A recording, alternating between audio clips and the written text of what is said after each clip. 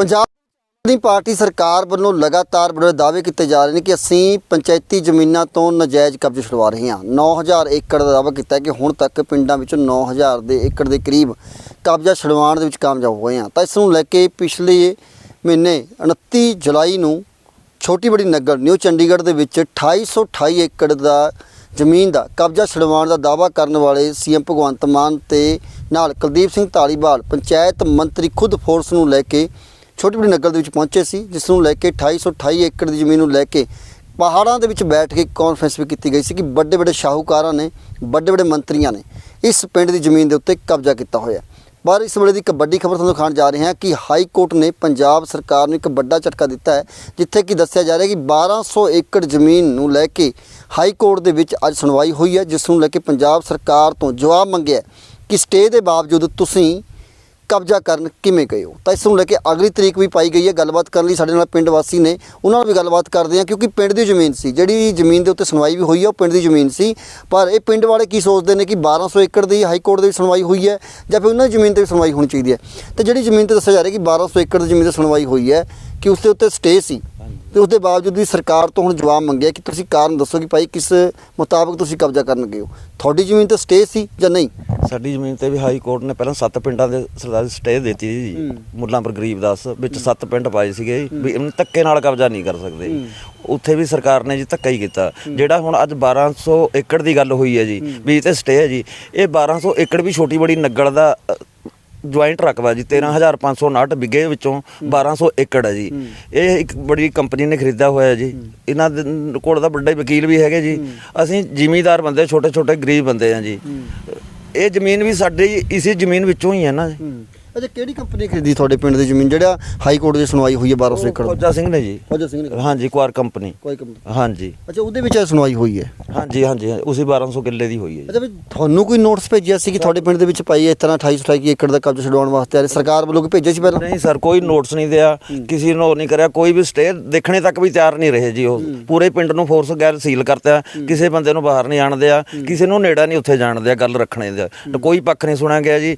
ਬਿਲਕੁਲ ਨਜਾਇਜ਼ ਧੱਕਾ ਕਰਿਆ ਜੀ ਸਾਡੇ ਨਾਲ। ਕਾਨੂੰਨ ਨੂੰ ਲੈ ਕੇ ਹੁਣ ਆਸ ਜਾਗੀ ਤੁਹਾਡੀ, ਜਿਵੇਂ ਹਾਈ ਕੋਰਟ ਨੇ ਇੱਕ ਵੱਡਾ ਝਟਕਾ ਸਰਕਾਰ ਨੂੰ ਦਿੱਤਾ ਹੈ ਕਿ 1200 ਏਕੜ ਦੇ ਸਟੇ ਦੇ ਬਾਅਦ ਤੁਸੀਂ ਕਬਜ਼ਾ ਕਰਨ ਗਏ ਹੋ, ਤੁਹਾਡੀ ਜ਼ਮੀਨ ਦੇ ਉੱਤੇ ਤੁਸੀਂ ਦਾਅਵਾ ਕਰ ਰਹੇ ਹੋ ਕਿ ਸਾਡੀ ਜ਼ਮੀਨ ਦਾ ਸਟੇ ਸੀ, ਤਾਂ ਲੱਗਦਾ ਕਿ ਤੁਹਾਨੂੰ ਵੀ ਕਾਨੂੰਨ ਇਨਸਾਫ ਦੇਗਾ ਆਉਣ ਵਾਲੇ ਦਿਨਾਂ 'ਚ? ਸਾਨੂੰ ਤਾਂ ਹਾਈ ਕੋਰਟ ਤੇ ਤਾਂ ਫੁੱਲ ਭਰੋਸਾ ਹੈ ਜੀ, ਕੋਰਟ ਦਾ ਹੀ ਭਰੋਸਾ ਹੈ ਜੀ ਸਾਨੂੰ, ਸਰਕਾਰ ਤੋਂ ਤਾਂ ਕੋਈ ਭਰੋਸਾ ਨਹੀਂ ਜੀ ਹੈ। ਕੋਰਟ ਤੋਂ ਹੀ ਭਰੋਸਾ ਹੈ ਜੀ। ਜਦ 1200 ਏਕੜ ਜ਼ਮੀਨ ਉਹ ਵੀ ਜੀ ਮਸਤਰਕਾ ਜ਼ਮੀਨ ਵਿੱਚੋਂ ਹੀ ਹੈ ਜੀ, 13,559 ਬਿੱਗੇ ਵਿੱਚੋਂ ਹੀ 1200 ਏਕੜ ਆ ਉਹਨਾਂ ਕੋਲ ਵੀ, ਕੋਈ ਅੱਡ ਤੇ ਜ਼ਮੀਨ ਤਾਂ ਹੈ ਨਹੀਂ ਜੀ। ਉਹ ਪਿੰਡ ਛੋਟੀ ਬੜੀ ਨਗਰ ਦੀ ਮਸਤਰਕਾ ਹੀ ਜ਼ਮੀਨ ਹੈ ਜਿਹੜੇ ਵਿੱਚੋਂ 1200 ਏਕੜ ਤੋਂ ਦਿੱਤੀ ਹੈ ਜੀ। ਅੱਛਾ, 2828 ਏਕੜ ਦੀ ਗੱਲ ਕਰ ਰਹੇ ਜੀ ਕਿ 2828 ਏਕੜ ਤੁਹਾਡੇ ਪਿੰਡ ਦੀ ਸਾਮਲਤ ਸਰਕਾਰ ਦਾਅਵਾ ਕਰੀ ਸਾਮਲਤ ਬਣਾ ਦਿੱਤੀ। ਤੁਹਾਡੇ ਪਿੰਡ ਦੀ ਫਿਰ ਬੈਂਦਰ ਜ਼ਮੀਨ ਜਾਂ ਤੁਹਾਡੇ ਮਾਲਕਾਂ ਦੀ ਜ਼ਮੀਨ ਕਿੰਨੀ ਹੈ, ਤੁਹਾਡੀ ਆਬਾਦੀ ਕਿੰਨੀ ਕੁ ਜ਼ਮੀਨ ਹੈ? ਸਰ, ਸਾਡੇ ਪਿੰਡ ਦੀ ਜੋ ਜ਼ਮੀਨ ਹੈ ਨਾ ਉਹ 13,559 ਬਿੱਗੇ ਹੈ। ਇਹ ਸਾਡੀ ਜੱਦੀ ਜ਼ਮੀਨ ਹੈ, ਬਾਬੇ ਦਾਦਿਆਂ ਲਾਹੀ ਤੋਂ ਚੱਲੀ ਆ ਰਹੀ। ਤੇ ਇਹਨਾਂ ਦੇ ਜਿਨ੍ਹਾਂ ਨੇ ਉਦੋਂ ਇਹਨਾਂ ਨੇ ਕਿਹਾ ਵੀ 2828 ਏਕੜ ਅਸੀਂ ਕਬਜ਼ਾ ਲੈ ਲਿਆ ਜੀ, ਇਹ ਬਿਲਕੁਲ ਝੂਠ ਬੋਲਿਆ।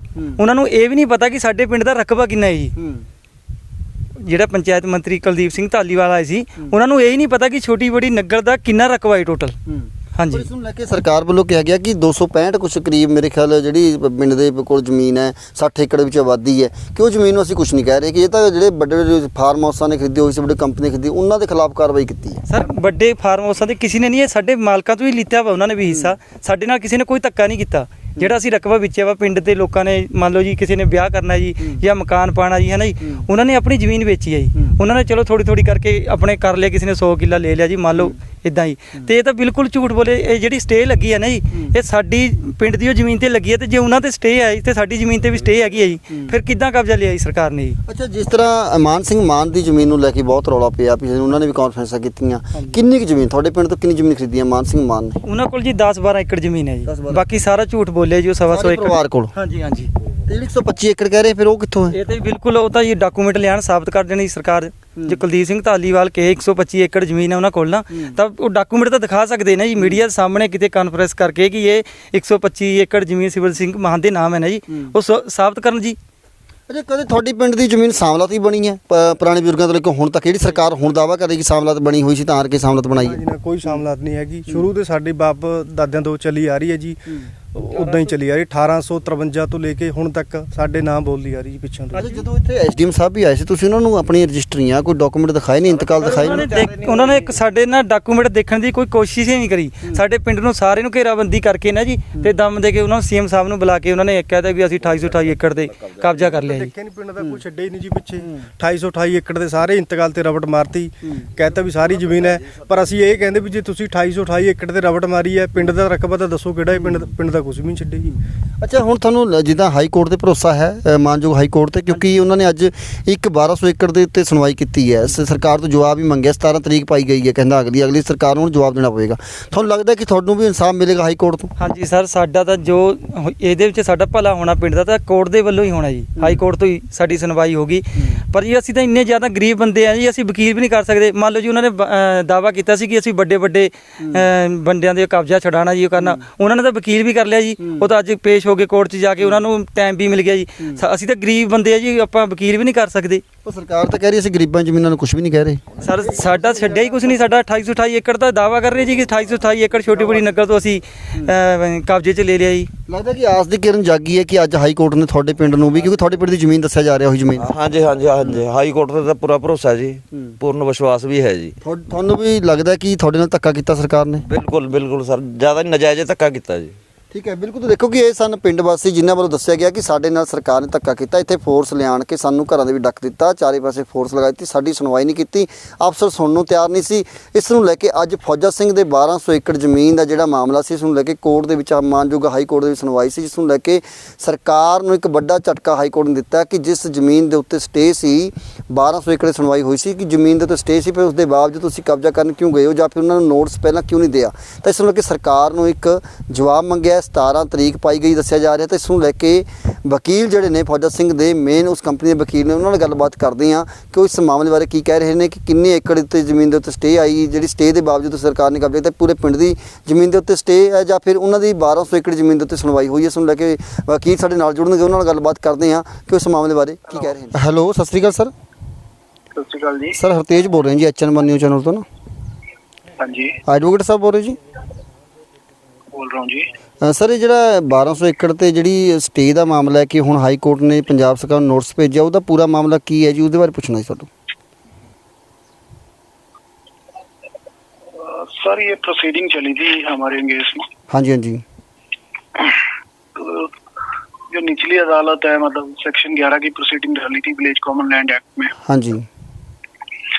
तो वो 12 साल बाद जो है कलेक्टर साहब ने मतलब हमारी लैंड के अगेंस्ट उन्होंने फैसला सुनाया था 8 जून को। हाँ जी। तो उसके बाद स्टेट गवर्नमेंट जो है वो चली गई थी सर। हाँ जी, हाँ जी। मतलब हाँ जी, कब्जा वगैरह लेने चली गई थी स्टेट गवर्नमेंट। हाँ जी। तो हमारा उसमें ये था कि सेक्शन 7 की जो इविक्शन प्रोसीडिंग है वो इन्होंने नहीं हमें नोटिस दिया उसमें। और ये जो लैंड है ये कोई जो पंजाब सरकार का सुपर मेगा प्रोजेक्ट है, पंजाब सरकार की लार्जेस्ट FDI है, फौजा सिंह इंफ्रास्ट्रक्चर प्राइवेट लिमिटेड। हाँ जी हाँ जी। तो ये प्रोजेक्ट लैंड में पंजाब सरकार ने अपने एग्रीमेंट में इसको डाला हुआ है, इस लैंड को। ठीक है।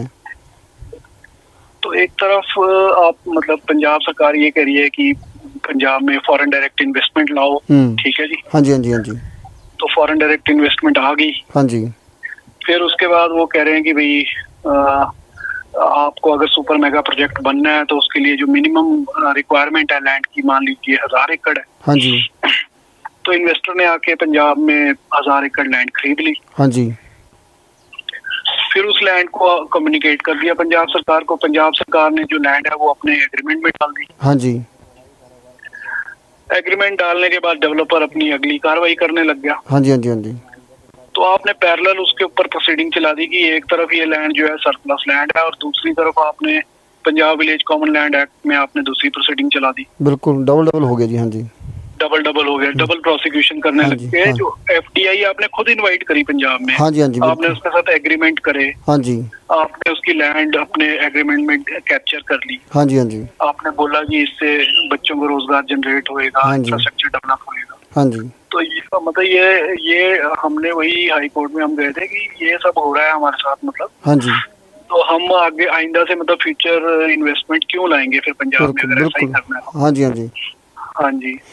तो सर जी ये आपकी लैंड है उसके ऊपर ही स्टे आई है, जैसे अपना हाई कोर्ट ने नोटिस भेजा सरकार को, जब पूरी जो नग्गल छोटी बड़ी नग्गल की ज़मीन है उनकी पूरी की ज़मीन के ऊपर? सर आज तो हमारी लैंड की बात हुई है, क्योंकि वहाँ पे सरकार भी हमारी लैंड की बात कर रही थी, जो 1100 एकड़ 1200 एकड़ की बात करते हैं ये। हाँ जी, हाँ जी। तो वही हमारी पिटीशन थी और हमने अपनी लैंड के ऊपर ही बात करी है। अच्छा, सरकार से अभी 22 तारीख को जवाब मांगा सर? सरकार को सर अगले वेडनेसडे को यानी कि 17 अगस्त को जवाब मांगा है जी। अच्छा सर, जब ये सरकार कब्जा करने के लिए आए, सीएम भी आया यहाँ पे, मंत्री साहब भी आए हैं, तो उस टाइम पे आपकी इस ज़मीन के ऊपर स्टे थी, उसके बावजूद कब्जा किया है?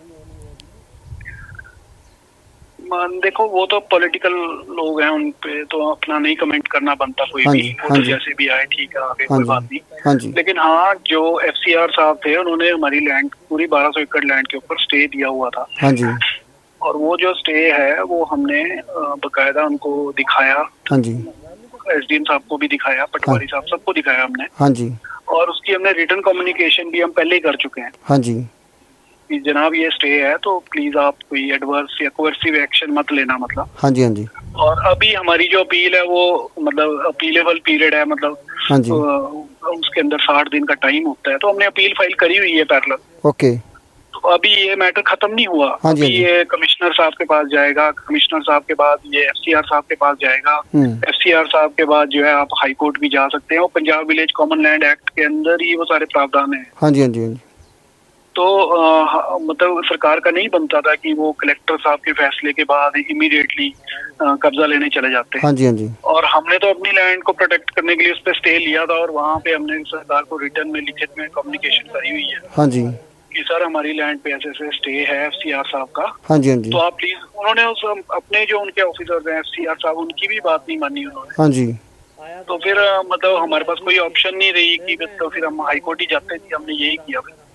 ठीक है सर, कानून पे भरोसा है आपको कि जो आपके साथ न्याय हुआ है कि उसका इंसाफ मिलेगा आपको? जैसे सरकार ने आपके बिना सुनवाई किए नोट्स भेजे आपको कि कब्जा कर लिया आपका? सर हमें पूरा यकीन है, बिकॉज आज जो कार्रवाई डली है वहाँ पे हाई हाँ जी, कोर्ट के अंदर, हाँ जी, उसके अंदर यही बात उठी है कि सारी बात ठीक है कि टाइटल इनके नाम नहीं है, हाँ जी, लेकिन आपने कम से कम सेक्शन 7 का इनको एविक्शन प्रोसीडिंग का नोटिस तो देना था। बिल्कुल जी, बिल्कुल। वारंट ऑफ पोजेशन तो इनका बनता था। हाँ जी, हाँ जी, हाँ जी, फिर ये वारंट ऑफ पोजेशन है, उसके बाद इनकी अपील पेंडिंग है, अपील जो है 16 अगस्त को लगी हुई है। हाँ जी, वो सारी बातें मतलब हैं, तो मतलब ऐसा कोई भी, चाहे वो इंडिविजुअल है, चाहे कोई कंपनी है या ग्रुप ऑफ इंडिविजुअल है, हाँ जी, मतलब due process of law follow करना है, ये उनका मानना था। ये हमारा भी इसी तरह का वो है। अच्छा सर, अगली तारीख कौन सी लगी है? 17 तारीख लगी है? 17 तारीख सर, वेडनेसडे। हाँ ठीक है सर, थैंक यू वेरी मਚ। 1200 ਏਕੜ ਦੀ ਜ਼ਮੀਨ ਜਿਹੜੇ ਫੌਜਾ ਸਿੰਘ ਦੀ ਜ਼ਮੀਨ ਦੱਸਿਆ ਜਾ ਰਿਹਾ ਹੈ, ਕੋਈ ਸਿਟੀ ਦੀ ਜ਼ਮੀਨ ਹੈ, ਤਾਂ ਉਸ ਨੂੰ ਲੈ ਕੇ ਉਹਨਾਂ ਦੇ ਐਡਵੋਕੇਟ ਨੇ, ਉਹਨਾਂ ਨਾਲ ਸਾਡੀ ਗੱਲਬਾਤ ਜਿਹੜੀ ਹੋਈ ਹੈ ਉਹਦੇ ਵਿੱਚ ਉਹਨਾਂ ਵੱਲ ਦੱਸਿਆ ਗਿਆ ਕਿ ਅਸੀਂ ਆਪਣੀ ਮੰਗ ਲੈ ਕੇ ਹਾਈ ਕੋਰਟ ਦੀ ਸ਼ਰਨ ਵਿੱਚ ਗਏ ਸੀ, ਜਿਸ ਨੂੰ ਲੈ ਕੇ ਸਰਕਾਰ ਨੂੰ ਅੱਜ ਹਾਈ ਕੋਰਟ ਨੇ ਇੱਕ ਵੱਡਾ ਝਟਕਾ ਦਿੱਤਾ, ਜਿਸ ਤੋਂ ਬਾਵਜੂਦ ਕਿ ਹੁਣ ਸਰਕਾਰ ਨੂੰ ਕਾਰਨ ਪੁੱਛਿਆ, ਸਰਕਾਰ ਤੋਂ ਜਵਾਬ ਮੰਗਿਆ। 17 ਤਰੀਕ ਅਗਲੀ ਜਿਹੜੀ ਸੁਣਵਾਈ ਹੋਵੇਗੀ, 17 ਤਰੀਕ ਨੂੰ ਸਰਕਾਰ ਨੂੰ ਜਵਾਬ ਦੇਣਾ ਪਵੇਗਾ। ਛੋਟੀ ਬੜੀ ਨਗਰ ਦੀ ਜਿਹੜੀ ਜ਼ਮੀਨ 1200 ਏਕੜ ਜ਼ਮੀਨ ਜਿਹੜੀ ਖਰੀਦੀ ਹੋਈ ਸੀ ਇਸ ਕੰਪਨੀ ਨੇ, ਫੌਜਾ ਸਿੰਘ ਨੇ, ਤਾਂ ਉਸ ਜ਼ਮੀਨ ਦੇ ਉੱਤੇ ਸਟੇ ਦੇ ਬਾਵਜੂਦ ਤੁਸੀਂ ਕਬਜ਼ਾ ਕਰਨ ਕਿਵੇਂ ਗਏ, ਉੱਥੇ ਬੋਰਡ ਕਿਉਂ ਲਗਾਏ ਗਏ ਨੇ? ਤਾਂ ਇਸ ਨੂੰ ਲੈ ਕੇ ਪਰ ਪਿੰਡ ਵਾਸੀ ਕਹਿ ਰਹੇ ਨੇ ਕਿ ਜ਼ਮੀਨ ਜੋ 1200 ਏਕੜ ਵੀ ਹੈ, ਉਹ ਜ਼ਮੀਨ ਵੀ ਸਾਡੇ ਪਿੰਡ ਦੀ ਹੋ ਆ, ਮਸਤਰਕਾ ਜ਼ਮੀਨ ਕੱਟੀ ਹੋਈ ਆ। ਅਗਰ 1200 ਏਕੜ ਜ਼ਮੀਨ ਦੇ ਉੱਤੇ ਸਟੇ ਸੀ, ਫਿਰ ਸਾਡੀ ਜ਼ਮੀਨ ਦੇ ਉੱਤੇ ਵੀ ਸਟੇ ਸੀ। ਤਾਂ ਇਸ ਨੂੰ ਲੈ ਕੇ ਸਰਕਾਰ ਨੇ ਸਾਡੇ ਨਾਲ ਵੀ ਧੱਕਾ ਕੀਤਾ ਹੈ। ਪਰ ਇਹਨਾਂ ਪਿੰਡ ਵਾਲਿਆਂ ਨੇ ਇਹ ਵੀ ਕਿਹਾ ਕਿ ਆਮ ਆਦਮੀ ਪਾਰਟੀ ਹਮੇਸ਼ਾ ਕਹਿੰਦੀ ਕਿ ਅਸੀਂ ਗਰੀਬਾਂ ਦੇ ਨਾਲ ਆ, ਛੋਟੇ ਜ਼ਿਮੀਂਦਾਰਾਂ ਦੇ ਨਾਲ ਆ। ਪਰ ਇਹਨਾਂ ਵੱਲੋਂ ਵੀ ਕਿਹਾ ਗਿਆ ਕਿ ਸਾਡੇ ਕੋਲ ਇੰਨੀ ਆਮਦਨ ਨਹੀਂ ਜਿਹਦੇ ਨਾਲ ਕਿ ਅਸੀਂ ਵੱਡੇ ਵਕੀਲ ਕਰ ਸਕੀਏ, ਹਾਈ ਕੋਰਟ ਚੱਕਰ ਕੱਟ ਸਕੀਏ। ਪਰ ਸਰਕਾਰ ਨੂੰ ਤੇ ਨਾਲ ਹਾਈ ਕੋਰਟ ਨੂੰ, ਮਾਨਯੋਗ ਨੂੰ ਚਾਹੀਦਾ ਹੈ ਕਿ ਸਾਡੇ ਪਿੰਡ ਦੇ ਪੂਰੇ ਦੀ ਸੁਣਵਾਈ ਹੋਵੇ। ਸਰਕਾਰ ਨੂੰ ਕਿਤੇ ਨਾ ਕਿਤੇ ਇਸ ਚੀਜ਼ ਦਾ ਜਵਾਬ ਜ਼ਰੂਰ ਦੇਣਾ ਪਵੇਗਾ ਕਿ ਇਹ ਜ਼ਮੀਨ ਦੇ ਉੱਤੇ ਸਟੇ ਦੇ ਬਾਵਜੂਦ ਤੁਸੀਂ ਕਿਉਂ ਇੰਨੀ ਵੱਡੀ ਕਾਰਵਾਈ ਕੀਤੀ ਹੈ, ਕਿਉਂ ਕਬਜ਼ਾ ਦਿਖਾਇਆ ਹੈ, ਕਿਉਂ ਇਸ ਜ਼ਮੀਨ ਨੂੰ ਸਾਂਭਲਾ ਦੱਸਿਆ। ਤਾਂ ਦੇਖਦੇ ਕਿ ਆਉਣ ਵਾਲੇ ਦਿਨਾਂ ਦੇ ਵਿੱਚ ਇਸ ਜ਼ਮੀਨ ਦਾ ਮਾਮਲਾ ਕੀ ਨਿਕਲ ਕੇ ਆਉਂਦਾ। ਕਿ ਛੋਟੀ ਬੜੀ ਨਗਲ ਦੇ ਕਾਨੂੰਨ ਦੇ ਉੱਤੇ ਭਰੋਸਾ ਰੱਖਣ ਦੀ ਉਮੀਦ ਕਰ ਰਹੇ ਨੇ ਕਿ ਜਿੱਥੇ ਅੱਜ ਹਾਈ ਕੋਰਟ ਨੇ ਇੱਕ ਵੱਡੀ ਸੁਣਵਾਈ ਕਰਕੇ ਉਹਨਾਂ ਨੂੰ ਆਸ ਦੀ ਕਿਰਨ ਜਗਾਈ ਹੈ, ਤਾਂ ਆਉਣ ਵਾਲੇ ਦਿਨਾਂ ਦੇ ਵਿੱਚ ਉਹਨਾਂ ਦੇ ਪਿੰਡ ਦੀ ਜ਼ਮੀਨ ਦਾ ਜਿਹੜਾ ਮਾਮਲਾ ਹੈ ਕਬਜ਼ਾ ਕਰਨ ਦਾ ਸਰਕਾਰ ਦੇ ਹੱਥਾਂ ਦੇ ਵਿੱਚ, ਉਹ ਵੀ ਕਬਜ਼ਾ ਸਰਕਾਰ ਦੇ ਹੱਥਾਂ ਵਿੱਚ ਛੁੱਟੇਗਾ, ਪਿੰਡ ਦੇ ਵਾਸੀਆਂ ਦੇ ਹੱਥਾਂ ਦੇ ਵਿੱਚ ਉਹ ਕਬਜ਼ਾ ਹੋਵੇਗਾ। ਤਾਂ ਦੇਖਦੇ ਕਿ ਆਉਣ ਵਾਲੇ ਦਿਨਾਂ ਵਿੱਚ ਹੁੰਦਾ ਕੀ ਹੈ। ਤੁਹਾਡੇ ਨਾਲ ਕੈਮਰਾਮੈਨ ਸੁਮਿਤ ਦੇ ਨਾਲ ਹਰਤੇਜ ਸਿੰਘ ਤੇਜੀ, HN1 ਨਿਊਜ਼।